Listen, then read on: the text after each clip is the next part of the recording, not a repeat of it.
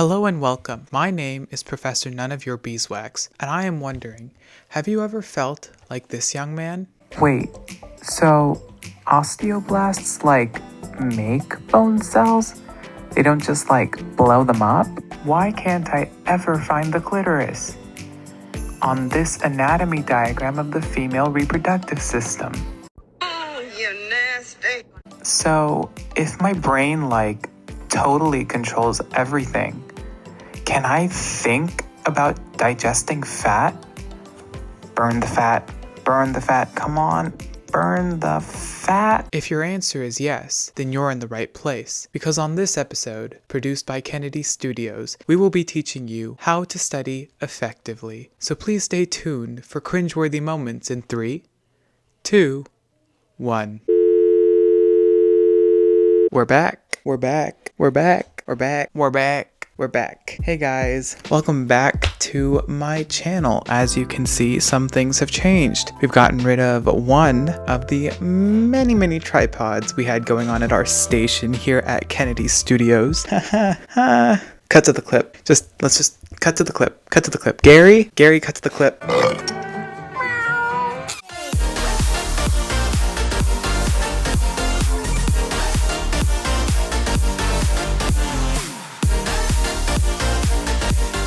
Yeah, so you guys requested this. You wanted a video on how to study effectively, and so I'm making this video, a how to study effectively tips from a nursing student. It was an Instagram poll, and all of you who viewed the poll and answered said that you guys wanted this video. 95% wanted this video, and so that's what's going on, and I'm just going to talk a little bit more about that. So I've broken it down for you. What is studying? Well, studying is that thing that sucks the life out of you slowly but surely. Just kidding. Those are tests.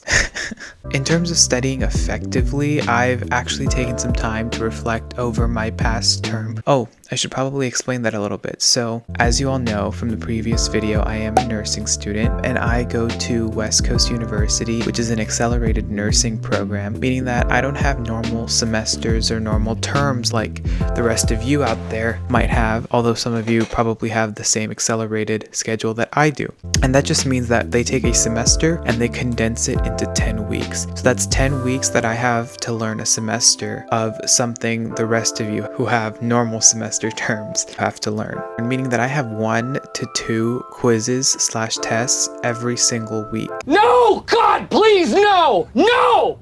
No!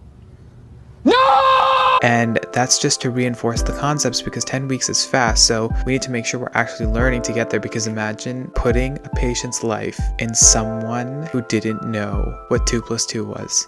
And that someone is me. And we don't need that, no.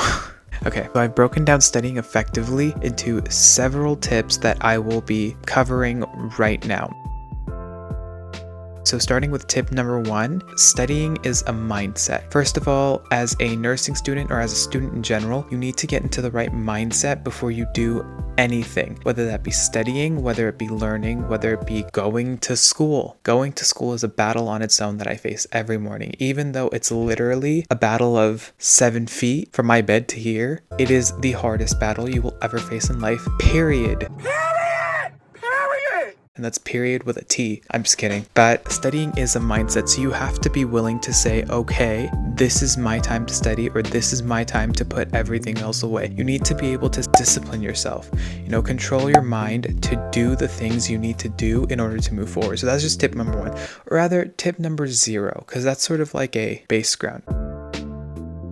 Moving forward, the next tip is actually time management. Time management is a tip for everything. Whether you're working, whether you're studying, whether you're playing sports, activities, whatever it is, you need time management. Because if you don't have time management, then how are you going to manage time? Dun, dun, dun, dun. But time management is really crucial because as we move forward as adults or as students or as people, we need to be able to effectively allot certain things. We need to, as my teacher once said, prioritize the things we need and get rid of the things we don't. So that just means that how much time are you spending studying now versus how much time are you going to parties? Or in my case, how much time are you studying now and how much time are you raiding the pantry? Joke's on you, I raid the refrigerator.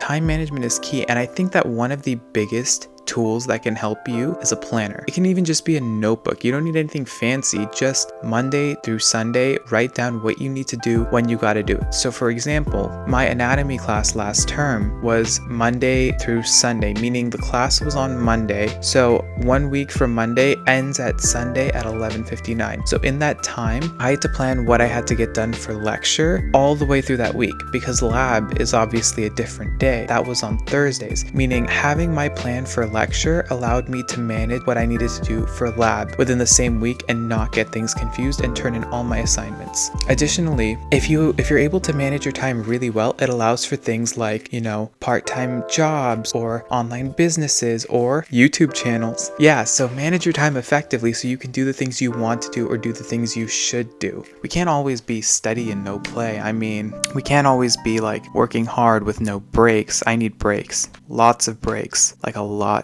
of breaks. The second tip I have for you guys is get organized. I mean, come on. We don't need loose papers in the backpacks anymore. We are full-grown adults. Keep the loose papers in the drawers so nobody sees them. No, but seriously, I mean, I was the kid who had loose papers in my backpack through elementary school, through middle school, and that's not where it's at. We need like a little bit more organization. So now I don't use folders or binders or anything like that. Well, JK, I use binders, but these are for my textbooks because I got loose leaf. So I don't use binders to organize my work. My work is organized by notebooks. So one notebook will have all the papers for one class because I get the notebooks with the little dividers like this. It's got a little folder that I can put my papers in and it's got a side for notes. So those are just the kind of notebooks I get because I find that they are like a 2-in-1, a dual purpose, and I'm all about dual purposes. In the words of Melissa McCarthy from The Heat, starring Sandra Bullock and Melissa McCarthy, coffee filters serve a dual purpose. They filter coffee and they work as toilet paper. So during this coronavirus outbreak, if you're out of TP, coffee filters are the solution, my friend. Are you okay? Because you look really pale. It's a genetic condition! I'm kidding. We're all investing in bidets anyways, aren't we? Bidets, those little hose things that shoot? Yeah, invest. Kidding. Getting organized is key because if you know where things are, you'll know how to access them. The next tip is visual learning. Vision is one of the biggest sources of stimuli that we as humans have. And the best example I can give you of this is a story that my anatomy teacher told me. There was a military guy who had phantom limb syndrome. And for those of you who don't know, phantom limb syndrome is just when a ghost haunts one of your limbs and makes you do something you don't want to do. Oh no. Tracy, watch.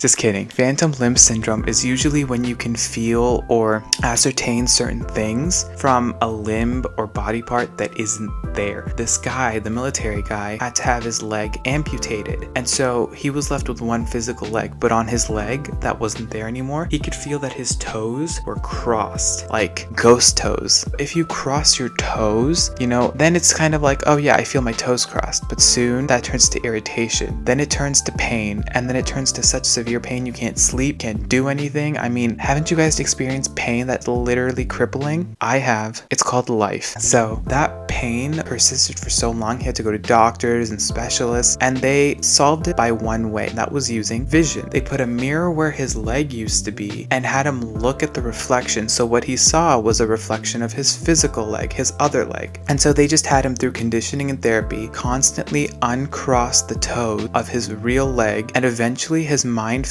felt the toes on the ghost leg uncross, meaning the pain subsided, it worked. He needed therapy, but still, like, just to see something happen and then feel your brain rewire it, that's just crazy. And it shows that vision is a huge part of who we are. And not all of us are visual learners, but all humans are very significantly vision based. That just means that when I'm writing my notes, I have a very easy visual system to follow. You can make it color coded, you can make it by section if you write your notes in like boxes, or if you write your notes by arrows. For me, my vision system has a two-part system. The first part happens when I'm actually writing notes, which is the first draft. My notes that go in my notebook have the most information. They are the ones that I'm chunking info into. I have a different color for each head, or I have a different underline for different categories, vocab, etc. Whatever I don't have, whatever information that I'm missing, I will write in with pencil. I normally write in pen, and that kind of helps me differentiate between the two. So by having this system, it lets me visually see what's going on with my notes, with all the information, and I can read and study that. The second part happens right before the test. So day or two before the actual test, I will make a cheat sheet. And a cheat sheet for me is just a blank piece of paper. It can be notebook, it can be college ruled, it can be wide, it can be the bark from a tree.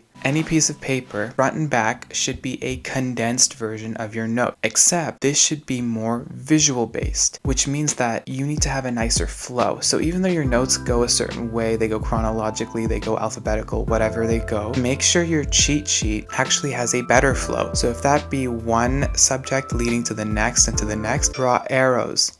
Ooh, CNN is trying to interrupt us. Draw arrows, flow it. Make sure it flows very easily in your mind, because I guarantee you, once you're studying that cheat sheet, you will be able to see that sheet, see where the information, the question is about, and then be able to see the answer on that cheat sheet. And it works for me, and it's worked for other people too that I've recommended it to. So that's how my two-part vision study system works in terms of note-taking. There's a third part that I include outside of note-taking, and that's something I like to call talk it out.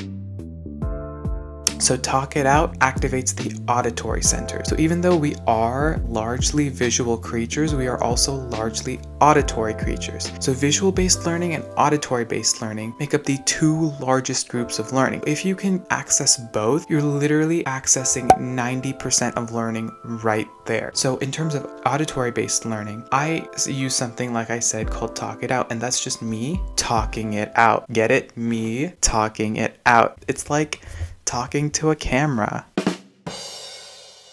Okay, so that's just me. When you're driving, when you're exercising, when you're running, when you're raiding the ice cream in your freezer, even though your mom tells you to put it down, talk it out. Just talk out some specific subject. You can do it with anything. So talk out whatever you're studying for that week. If it's the heart, let it be the heart. If it's chemistry, let it be chemistry. If it's anatomy, if it's physiology, whatever it is, talk it out. Because when you hear yourself talking it out, you can catch yourself on things you make mistakes on. If you are unable to finish the sentence, you know what you need to work on. And that's how auditory learning is included in my study sessions. So in addition to the note taking, I'm just reinforcing everything. 1, by my initial super packed notes. 2, by my cheat sheets that help me follow a visual pathway while I'm studying. And 3, by my auditory repetition and constant listening to myself, basically teach myself a subject. And that brings me to my next tip.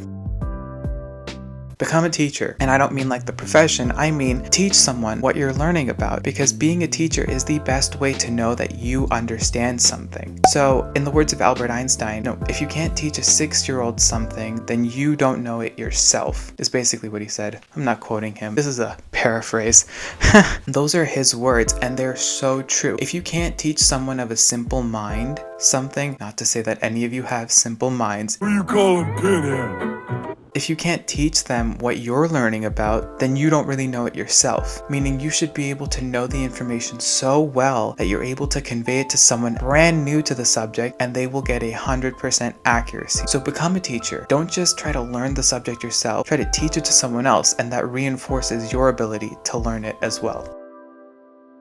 The last study tip, only do what's asked of you. And that just means if your teacher says write a 1-page essay, don't be out here writing the new Da Vinci Codex. I don't know. Do what's asked of you. If your teacher says, hey, my PowerPoints are the tests, study the PowerPoint. Why are you reading 12 chapters? Read the PowerPoint. If your teacher says, I'm only doing vocab, only do the vocab. Do what you need to succeed. You can always build off of it later, but your first priority is succeeding in your class. Do what you're needed to do, not what you think you should do. And that's where everyone makes a mistake. They'll attempt to connect two entirely random things for whatever reason, or they'll draw conclusions based off of things that aren't even there. No, just stay within the subject and only do what you gotta do to succeed, because we're getting those coins, you know? Anything outside of those coins ain't it. It ain't it. So do what you need to do, not what you think you have to do. And if you don't know what you need to do, this brings us to a really good point, which is ask questions. And unless your teacher is like really scary, ask questions. I was always the person with my hand up asking questions. If you establish credibility just through asking questions, then you're showing an eagerness to learn, which has one of two effects. One, building a good relationship with the teacher, causing you and the teacher to have a sort of relationship where they know what you're capable of, where they tend to focus on you a little more because they know who you are, rather than just some passing face in a crowd who sits in the class and gets out. Build that relationship, ask the questions so that they are able to help you in the way you need to be helped. Two, asking questions really reinforces things. Remember, talk it out. If you're able to talk it out with your professor, it's probably going to be guided the right answer in the fastest way possible. And if you're guided to the right answer, you're able to, study it. You're able to learn the information more. So just ask questions. There's nothing wrong with asking questions. There's no need to look stupid. It can be the worst question possible. And if you do get ridiculed for asking questions, then it's not your fault for asking a dumb question. It's their fault for not being respectful of your question. Because everybody's questions are legitimate, no matter how small, no matter how large, no matter how obtuse.